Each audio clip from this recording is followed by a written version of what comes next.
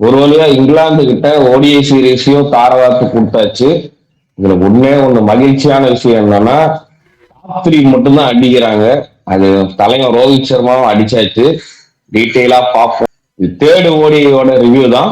நீங்க சப்ஸ்கிரைப் பண்ணிட்டு வீடியோ பாருங்க. சரி, ஓகே. என்ன லார்ட்ஸ்ல அடிச்சா ஓகேவான்னு கேட்டேன். தலைவன் அடிச்சிட்டான்.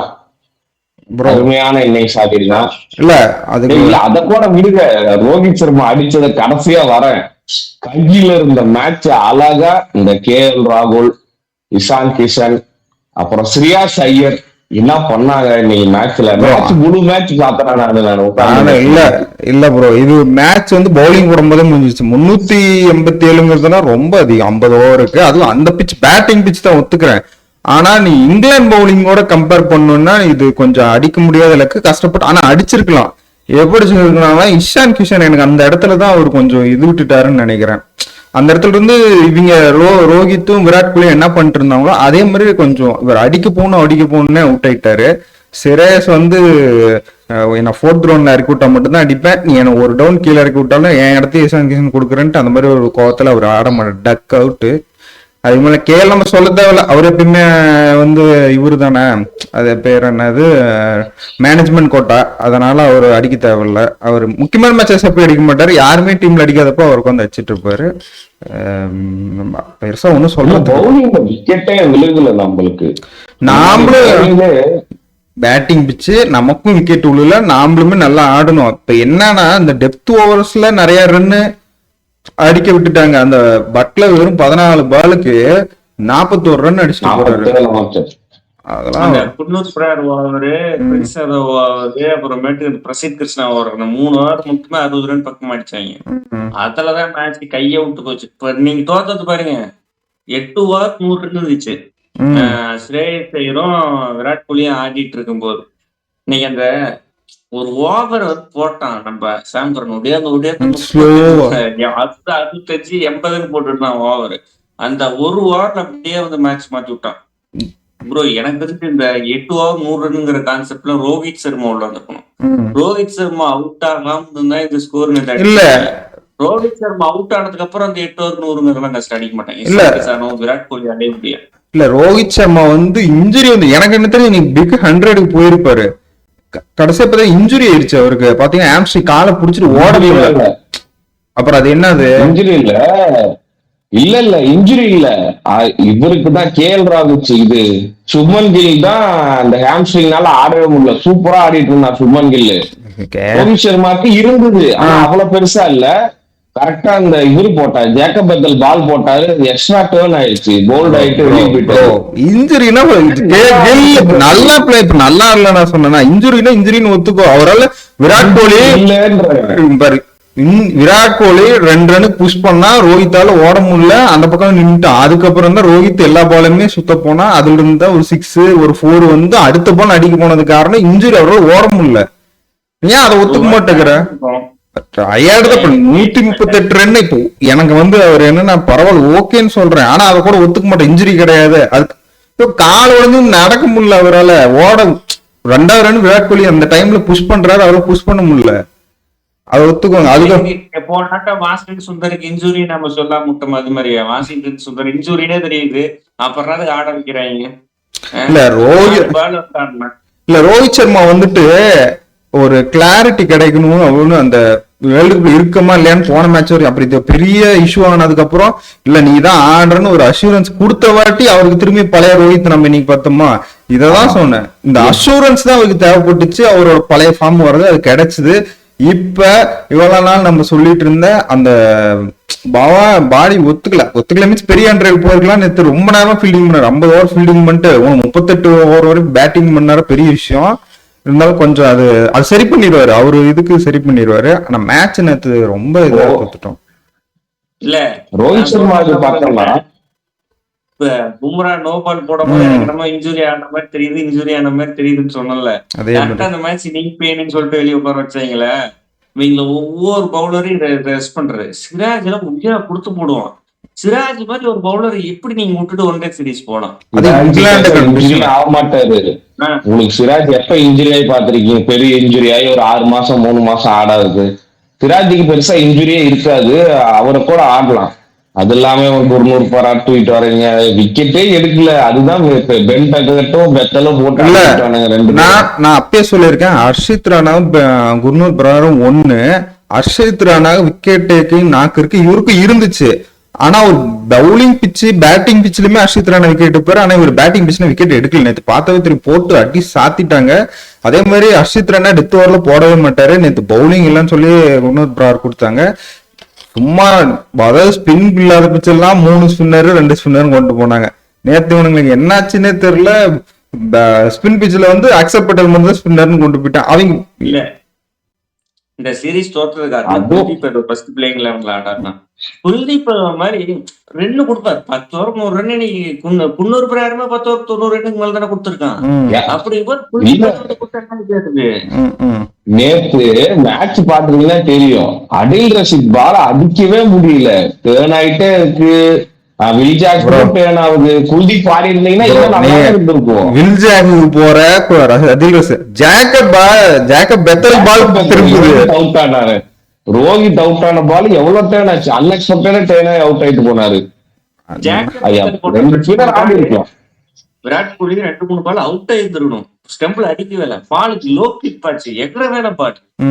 ரோஹித் சர்மாக்குமே அந்த பால் எகரல அப்படியே உள்ள போச்சு ஸ்டெம்புக்குள்ள. நீ குல்தீப் யாதவ் மாதிரி ஒரு பவுல், குல்தீப் யாதவ் இடத்துல நாம என்ன இருக்கு, நம்ம இதுக்கு மேல என்னடா பண்ண முடியும்? ஒரு சான்ஸ் கிடைச்சதானே ப்ரூவ் பண்ண முடியும். சும்மா வெளியே உட்கார வச்சுட்டு இருந்தா என்ன பண்றது? வாஷிங்டன் சுந்தருக்கு வாய்ப்பு கொடுக்குற, குன்னூருக்கு ஒரு வாய்ப்பு கொடுக்குற, பிரசித் கிருஷ்ணாக்கு வாய்ப்பு கொடுக்குற, எனக்கு ஒரு வாய்ப்பு கொடுத்துருந்துருக்கலாமே. இல்ல ரீப்ளேஸ்மெண்ட் இவங்க என்ன பண்ணாங்க? அஷ்துபே பார்த்தா ஸ்பாட்ல இருக்காரு. யாருக்குடா ரீப்ளேஸ்மெண்ட் பார்த்தா வாஷிங்டன் சுந்தருக்கு. வாஷிங்டன் சுந்தருக்கு இப்ப நீங்க பிளேயிங் 11 ஆடுனீங்க, ஆல்ரவுண்டர் வேணும்னு. இப்ப வாஷிங்டன் சுந்தரும் இல்ல, சிவம் துபேவும் இல்ல. அதுக்கு ஒரு ஆல்ரவுண்டர் இல்லடா உள்ள. அஷ்துபே எடுத்துட்டு உள்ள வச்சு ஆட வைக்கணும்ல. இப்ப நம்ம டீம் இப்ப நீங்க பேட்டிங் பாத்தீங்கன்னா 5 பவுலரோட தான் போயிருக்காங்க. 5 பவுலர். இப்ப அதுல யாராவது ஒரு இன்ஜுரி ஆனா வேற யாரும் கை சுத்தி போடுற பவுலரே கிடையாது நம்ம டீம்ல. சிரேஸ் எரிச்சுமோ அது என்ன கான்செப்ட்னே தெரியல. வந்து சீக்காவும் இன்னொருத்தர் யாரோ கமெண்ட்ல பேசிட்டு இருந்தாங்க. ஜேக்கப் பெத்தல் ஓவர் போட்டு டைட்டா போட்டாருல டைம்ல பாருங்க. ப்ரூக் வந்துட்டு வெளியே போயிட்டு லெஃப்ட் ஆர்ம் ஸ்பின்னர் கொடு ஜேக்கப் பெத்தலுக்கு ஓவர் கொடு அப்படின்னு சொல்லுவான். அதுக்கப்புறம் தான் ஜேக்கப் பெத்தலுக்கு ஓவர் கொடுத்து 2 ஓவர் வந்து ரோஹித் சர்மா அடிச்சு 3வது ஓவர் வந்து அவுட் ஆயிக்கிறோம். அப்படி நம்ம டீம் அந்த டைம் சீக்கா வந்து கமெண்ட்ல சொல்லிட்டு இருந்தாரு, நம்ம டீம்ல பாருங்க கை சுத்தி போறதுக்கு 1 ஓவர் போறது கூட ஆள் கிடையாது. ரோஹித் சர்மா போட்டிருந்துக்கலாம் 2 ஓவர், விராட் கோலி 2 ஓவர் போட்டிருந்துருக்கலாம், ஸ்ரேயஸ் 1 ஓவர் போட்டிருந்துருக்கலாம். இந்த மாதிரி யாராவது ஒரு அவுட் ஆஃப் பாக்ஸ் திங்க் பண்ணிட்டு ஏதாவது ஒரு மூவ் பண்ணிட்டு அந்த இடத்துல ஏதாவது விக்கெட் ஆக வாய்ப்பு இல்லை. 4 பாஸ்ட் ஒரு ஸ்பின்னர் 50 ஓவர் நீங்க தான் பொண்ணுங்கிற மாதிரி போயிட்டேன், அதில் தான் மாட்டிக்கிட்டாங்க. இல்ல இப்ப கை சுத்தி பந்து போட்டிருக்கலாம். இல்ல கை சுத்தி பந்து போட்டுக்கலாம். ஜேக்கப் பெத்தல் பால் போடுவாரு. T20 போட்ட எக்ஸ்பீரியன்ஸ் இருக்கு, இன்னுமே போடுவாரு. நம்ம டீம்ல அப்படி கிடையாது. விராட் கோலி நல்லா பந்து போட்டிருக்காரு. ரோஹித் சர்மா ஹாட்ரிக் வச்சிருக்காரு IPL-ல. அதெல்லாம் இப்ப அவங்க எல்லாம் பேட்டிங் ஆடுறதே பெருசுங்கிற மாதிரி இருக்க சுச்சுவேஷன்ல இருக்கும்போது நீ எப்படி பவுலிங் எல்லாம் எக்ஸ்பெக்ட் பண்ணுவ? இல்ல 1-2 ஓவர்னா ஓகே. அது இல்லாம நேற்று டாப் ஆர்டர்ல இங்கிலாந்துல யார் அடிச்சா? 2 லெப்ட் ஹேண்டர்ஸ். உங்ககிட்ட லெப்ட் ஹேண்டர்ஸ் போடுறதுக்கு ஸ்பின்னர் எங்க இருக்காங்க? நீ ஸ்குவாடே எடுத்து வரல, பண்றது குல்தீப்பே ஆட மாட்டீங்க. நீங்க குல்தீப் ஆடுதான் நேற்று அட்லீஸ்ட் மேட்ச் இன்னும் கொஞ்சம் க்ளோஸ் ஆகாது இது பண்ணிருப்பாங்க. ரன் கம்மியா அடிச்சிருக்கலாம். இவ்வளவு ரன்லாம் லாஸ்ட்ல சேஸ் பண்ணதே இல்ல. இந்தியா இவ்வளவு ரன் சேஸே பண்ணது இல்லை எப்பயுமே. இல்ல நீங்க வந்துட்டு குல்தீப் ஜேக்கப் பெத்தலும் பென்டக்கட்டு ஆடினா ஸ்பின்னர் இல்லைங்கிறீங்க. உடனே இதுதான் நாங்க வாஷிங்டன் சுந்தர் பிளேயிங் லெவன்ல வச்சிட்டு இருந்தோம் அப்படின்றவங்க. பாலே கொடுக்க மாட்டாங்க, பவுலிங்கே கொடுக்க மாட்டாங்க. ஆனா கேட்டா வச்சுட்டு இருந்திருப்போம் அப்படிமா. இதுதான் வச்சிட்டு இருந்தேன் பாத்து. பும்ரா இல்லைன்னு பாத்தீங்களா பென்டக் மாட்டிச்சு. பெத்தலுக்கு வந்து அப்படியே தலைகால புரியல. இன்னைக்கு வாங்கடி செப்பைச்சு விட்டுறோம் அப்படிங்கிற மாதிரி ஒரு ஆட்டம் ஆடி விட்டாங்க. ரொம்ப நல்லா விளையாண்டாங்க. அப்படியே நான் பென்ட கட்டுறதுல இவ்வளவு பொறுமையில ஒரு இன்னிங்ஸ் ஆடி நான் பாத்துருக்கேன். பெத்தல் கூட ஸ்லோ ஆடுவார். நம்ம டெஸ்ட் மேட்ச் எல்லாம் பாத்துருப்போம். பென்ட கட் வந்து டெஸ்ட் மேட்ச்ல கூட இவ்வளவு பொறுமையில ஆடி பார்த்தது கிடையாது. பொறுமையா ஆடி நான் சதடிக்கிறேன் நைட்டா ஒரு இன்னிங்ஸ். அதுக்கப்புறம் ப்ரோ ரூட் இந்த சீரீஸ் ஃபுல்லா நாட் அவுட்.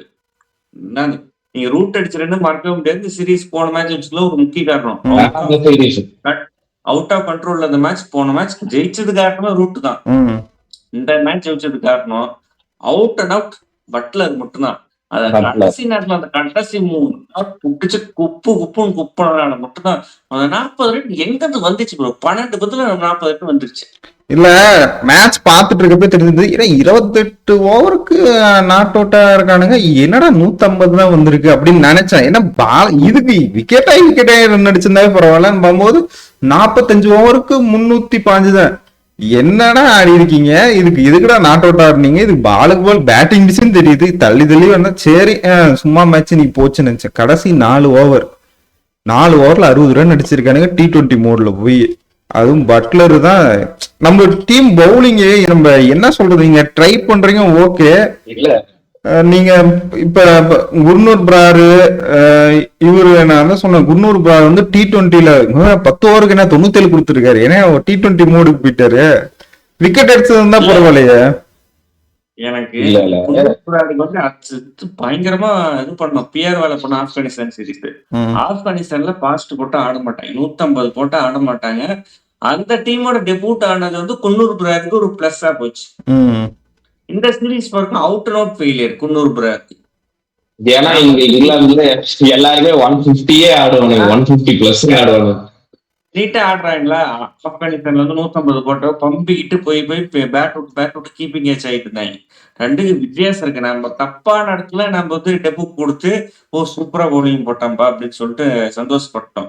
இன்னைக்கு பாருங்க தெரிஞ்சிருச்சு, பல்லிச்சிருச்சு. கம்பீர் பேக்கப் பண்ற பிளேயர்கள் எல்லாமே டெத் ஓவர் யாருக்கும் போட மாட்டாங்க. அதான் பிரச்சனை. பும்ரா விட்டா வேற யார் டெத் ஓவர் போடுவார் சொல்லுங்க ப்ரோ. நம்ம இன்னைக்கு ஒரு லெஜண்ட் உள்ள இறங்கியிருக்காரு, அவரை மறந்துட்டோம். ஹர்ஷ்தீப் சிங் விக்கெட்டே எடுக்கல, வழக்கம் போல ஒரு 72 ரன் வாரி அடிச்சுட்டு போயிட்டாரு. இப்போ பும்ரா ரீப்ளேஸ்மெண்ட்னு உள்ள வந்தா நீங்க சிராஜுக்கு பதிலாக ஹர்ஷ்தீப் சிங் எடுக்கிறீங்கன்னா அட்லீஸ்ட் ஒரு விக்கெட்டாவது எடுக்கணும்ல. பிரசித் கிருஷ்ணாவை சொல்றான் மேட்ச் 2 விக்கெட் எடுத்து கொடுக்குறாரு. நீ இப்படி கூட பார்க்க கூடாது. நீ அப்படி பும்ராக்கு ரீப்ளேஸ்மெண்டா நீ ரொம்ப நாள் செட்டப்ல இல்லாத சிராஜ கூட்டு வந்து ரன் கொடுத்தீங்கன்னா கூட ஒத்துக்குவேன். இப்போதான் T20ல போட்டு வந்திருக்கிறான் அந்த ஹர்ஷ்தீப். அவன் மறுபடியும் வந்து இதே இங்கிலாந்துல இவ்வளவு ரன் கொடுத்தா எப்படி ஒத்துக்கிறதுன்ற? நீ எங்கேயுமே செட்டப்ல இல்லாத கூட்டு வந்து ரன் கொடு, ஒத்துக்கிறேன் நானு. இல்ல எந்த இடத்துல எப்படி ஹர்ஷ்தீப் பேக்கப் பண்றது? ஒரு லெப்ட் ஆர்ம்ங்கிற ஒரே குவாலிட்டினால மட்டும்தான் ஹர்ஷ்தீப் இவ்வளவு பேக்கப்பா. இததான் நான் பேசினேன், பிடிச்ச அடின்னு அடிச்சீங்க என்ன T20 வேர்ல்டுக்கு முன்னாடி. ஹர்ஷ்தீப் பவுலரே கிடையாதுன்னு உட்காந்து இப்பதான் பக்கம் இல்ல, அது ஒத்துக்கிறேன். அந்த டைம்ல இப்ப நீங்க டிரான்சிஷன் பீரியட்னா பேட்ஸ்மேனுக்கு மட்டும்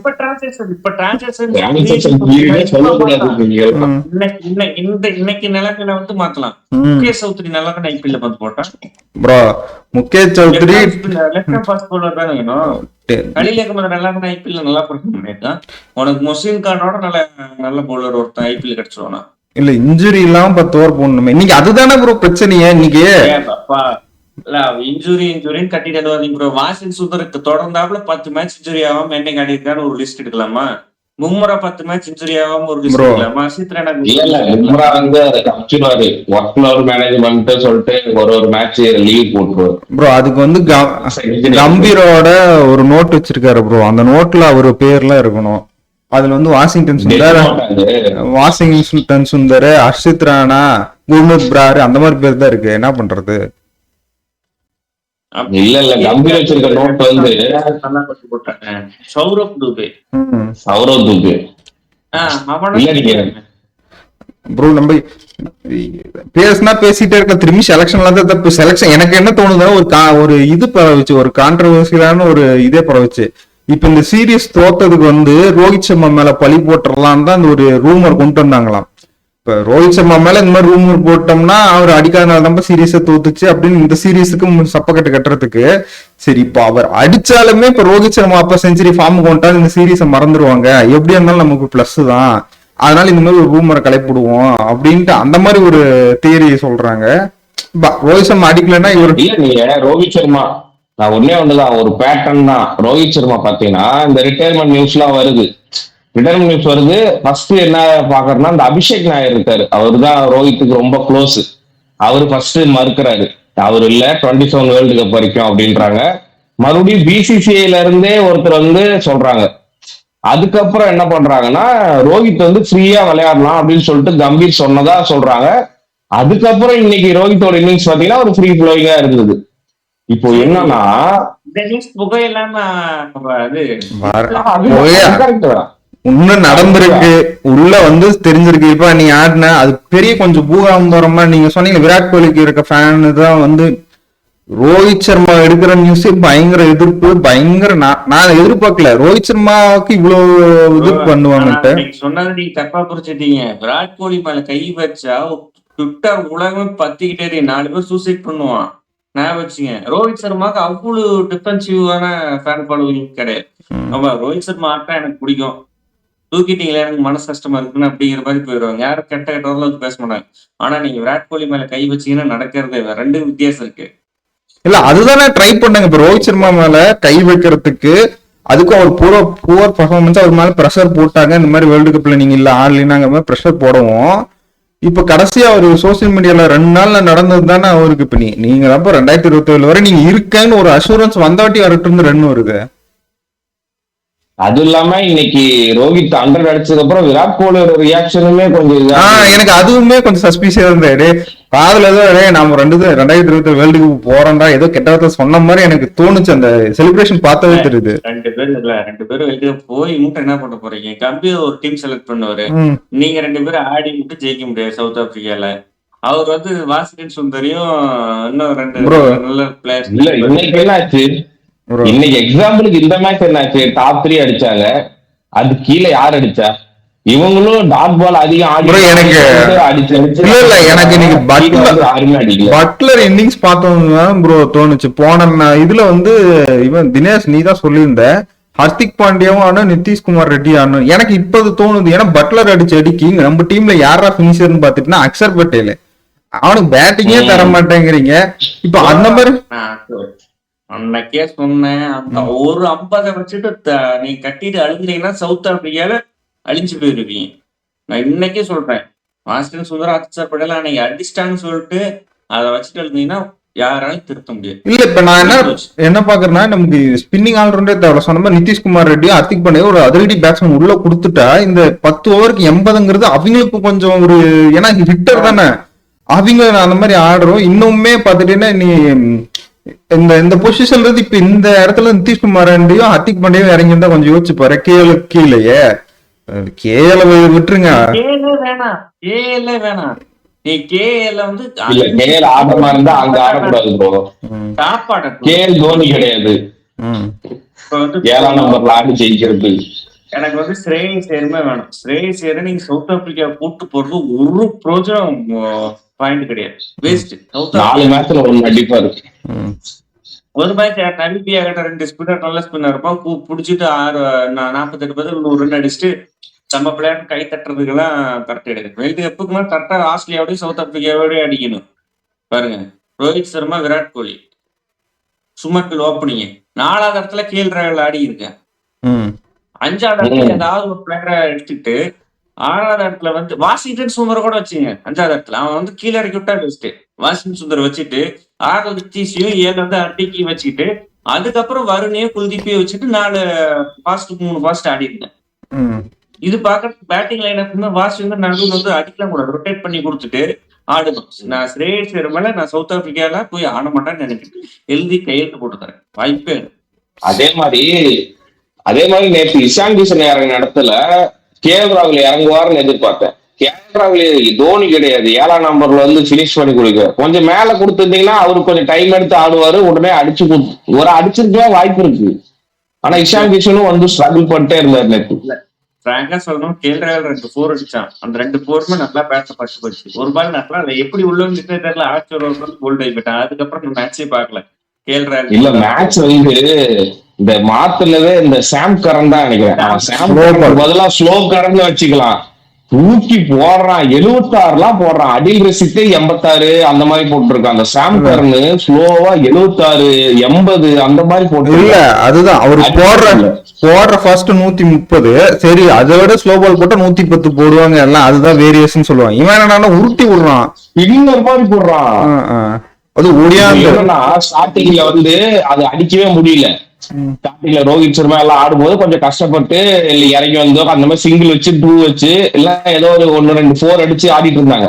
இது என்ன ஆச்சுன்னா டெத் ஓவர்ல இந்த T20 மோடு மாதிரி ஆயிருச்சு. 20 ஓவருக்கு 200 ரன் அடிக்கணும்னு கொஞ்சம் க்ளோஸா வர 128 ரன் அடிக்கணும், 80 பாலுக்கும் என்னமோ அடிக்கணும்.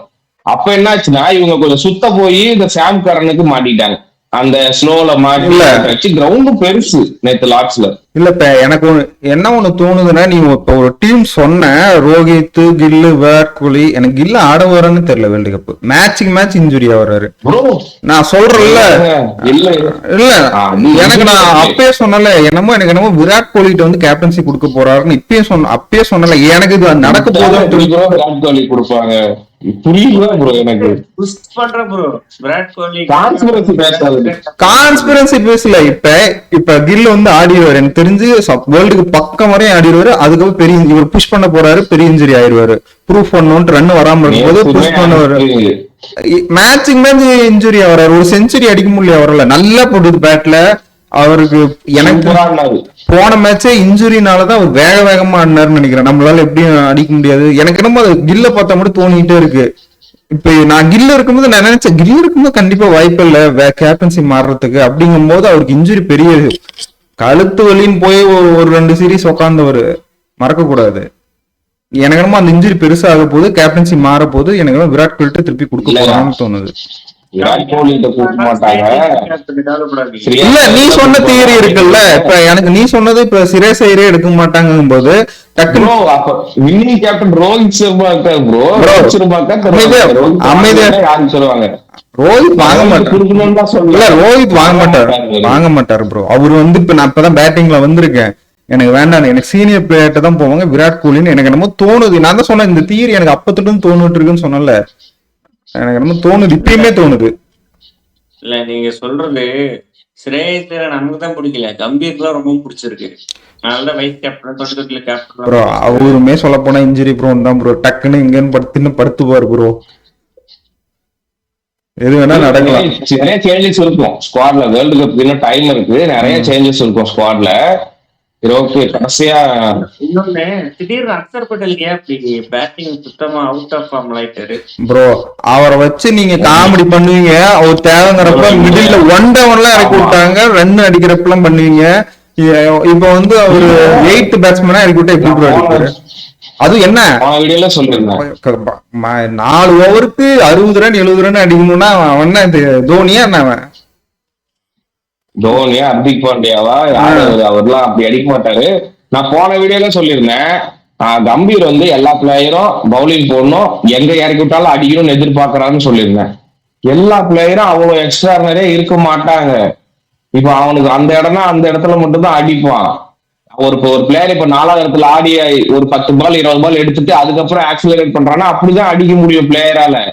நீ எடுத்தவனே டம்மு டிம்முன்னு எவனாலே அடிக்க முடியாது. அக்ஷர் பட்டேல் அவ்வளவு பொட்டன்ஷியலான பிளேயரும் கிடையாது. இல்ல அப்படிதான் டம்மு டிம்முன்னு அடிக்கிறப்ப நான் என்ன நினைச்சேன், இஷான் கிஷான் இறங்க வேண்டிய இடத்துல அக்ஷர் பட்டேல் இறக்கி விடுவாங்க, அவன் வந்து 2 சுத்து சொல்லுவாங்கன்னு நினைச்சேன். இறக்கிருக்கலாம். இல்ல நான் அதை எதிர்பார்த்தேன். அது பழைய அக்ஷர் பட்டேல் பார்த்த மாதிரி இருந்தா இறக்கி விட்டுருப்பாங்க, அடிச்சிருப்பாங்க. இதுதான் இல்ல டிராவிட் இருந்த போது அக்சர் பட்டேல் நல்லா யூஸ் பண்ணாங்க.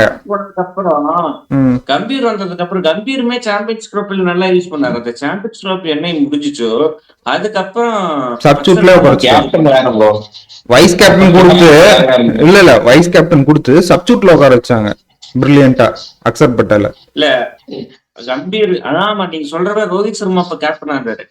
அவரு கேப்டன்சில போனதுல இருந்து அக்சர் பட்டேல் கொஞ்சம் தூக்கி பந்து அடிட்டான், ரொம்ப பந்து அடிட்டான் ஓவரா.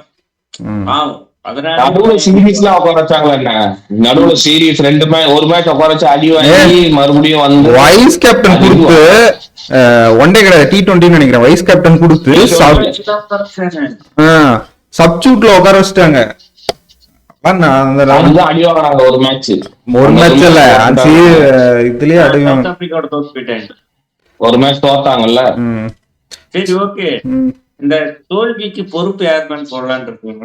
யார் ஏத்துக்கணும்? கம்பீர் செலக்டர்ஸ் இல்ல ரோஹித் மேல போட்டுருக்கலாம், கடைசி மேட்ச் அடிச்சு தப்பிச்சிட்டாரு அப்படிங்கறதுனால இப்ப இருக்கவே இருக்காங்க. வேற யார பவுலர்ஸ் தான், அவங்க சரியா போடல, இன்ஜுரி ஆயிட்டாங்க.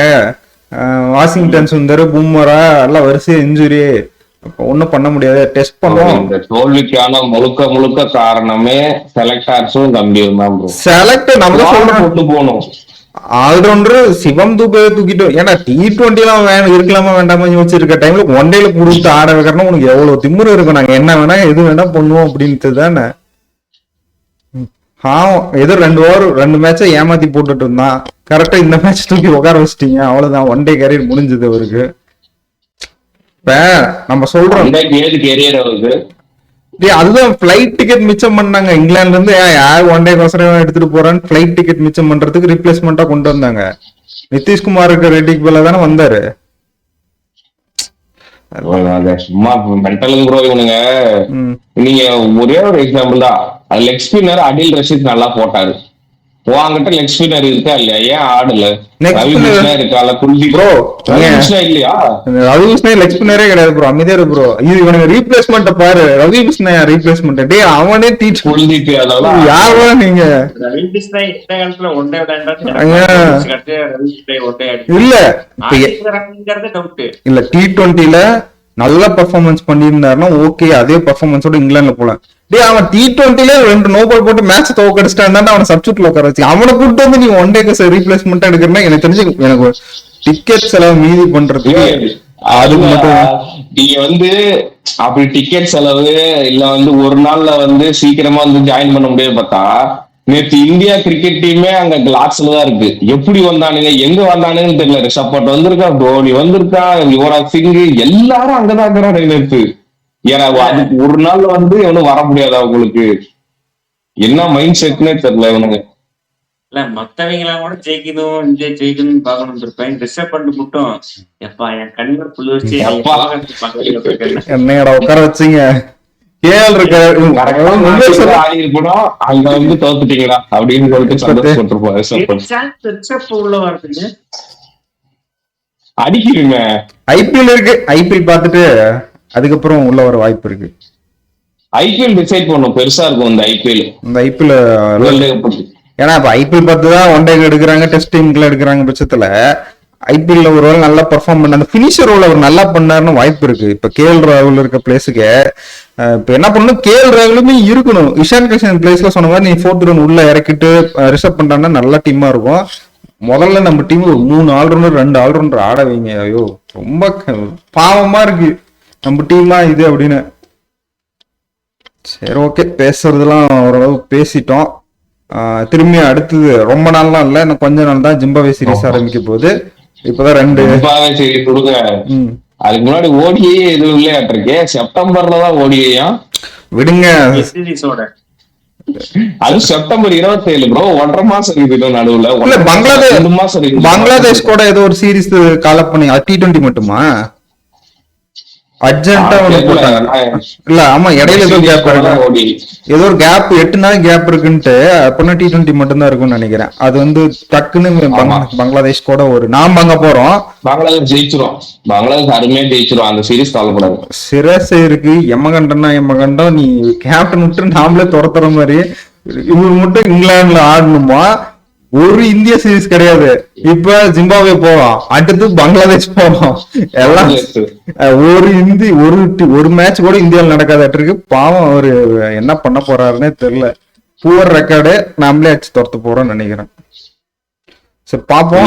ஆப்கானிஸ்தான் கூட ஒரு சீரிஸ் போடுவாங்க நடுவில் விடுங்க ஜெயிக்கிறதுக்காக. ஆப்கானிஸ்தான் சீரிஸ் எல்லாம் முடிஞ்சிச்சு. ஒரு வருஷத்துக்கு ஒண்ணுதான் கொடுத்து ஏமாத்த முடியும். வேணா கனடா, ஹாங்காங் அந்த மாதிரி கூப்பிட்டு ஆடுவாங்க. ஆமா, இது வேற மாத்தி இருக்காங்க. 50 ஓவரா T20 இதே மாத்திருக்காங்க. 14 டீம் ஆடுதாங்க. ஐயோ 42 மேட்சா இருந்தது, இப்ப என்ன 67 மேட்ச் நடக்க போதான்.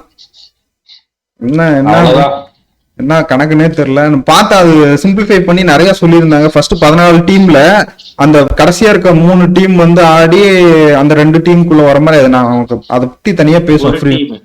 ஒரு டீம் தான் பேசுவோம், அது கரெக்டா. அது நல்லா இருந்து பார்க்கல. ஓகே.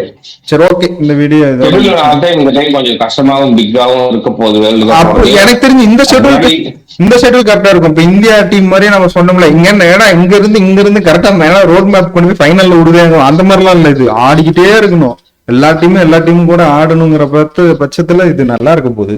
இந்த அது ஏன்னா இந்தியாவில் நடந்தது எல்லாம் கொஞ்சம் நமக்கு ஃபேவரா பண்ணாங்க. இதெல்லாம் போய் அங்க நடக்கிறதுனால எல்லாம் எனக்கு தெரிஞ்சு ரொம்ப இன்ஜுரி எல்லாம் நிறைய வரும்னு நினைக்கிறேன். டீமே மாத்திர மாதிரி எல்லாம் வரும்னு நினைக்கிறேன். பாப்போம், நான் தான் சொல்லிட்டே இருக்கேன். அதுதான் செலக்ட் ஆஃப் வந்து கரெக்டா கொண்டு போகணும், செலக்ட் பண்ணி கொண்டு போகணும். பிளேயிங் 15 நல்ல பிளேயரா கொண்டு போகணும். சரி ஓகே, அவங்களெல்லாம் அடுத்த வீடியோ பாக்குறேன். ஜிம்பாப்வே ப்ரிவியூல சந்தோஷமா ஃபேன்ஸும் ஹாப்பியா இருப்பீங்கன்னு நினைக்கிறேன். எல்லாரும் ஜாலியா இருங்க. அடுத்த சீரீஸ் வந்து 1.5 மாசம் இருக்கு, கவலைப்படாதீங்க. எல்லாம் போயிட்டு அப்புறமா வாங்க. அவரு ஃபார்ம் அவரு அதுக்குள்ள ஃபார்ம்